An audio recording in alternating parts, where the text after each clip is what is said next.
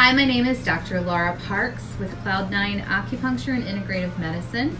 Today I want to talk to you about castor oil and the way that you can use that for fertility, as well as if you suffer from things like fibroids or PCOS or endometriosis, which can be very painful.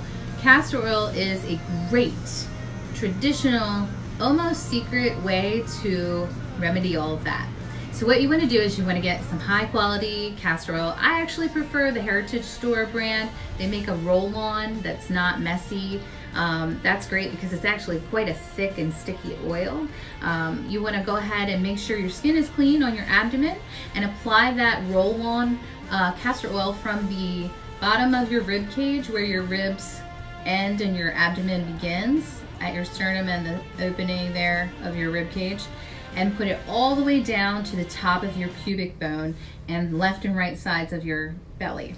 You're going to get that whole area so that you are absorbing the castor oil on your stomach, your small intestine, the top and the sides of your colon or large intestine, as well as the lower abdomen, which would be small intestine and the rest of the colon, and your uterus.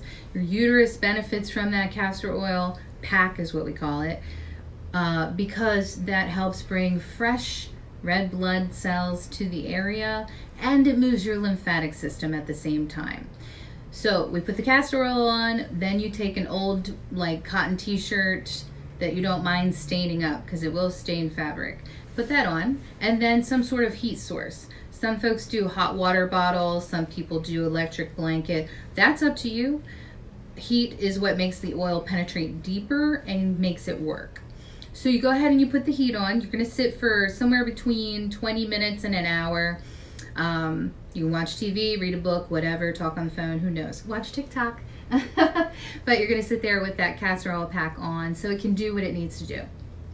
And when it stimulates your lymphatic system, it's taking out the trash, and it's also breaking up scar tissue and adhesions and things like fibroids. It'll also help break down some of that really thick, stagnant endometrium tissue, the uterine lining that shouldn't be there. So with fertility, you need the lining thin enough and thick enough for proper implantation of a fertilized embryo. So if it is way too thick because you have endometriosis, this is a great way to remedy that at home.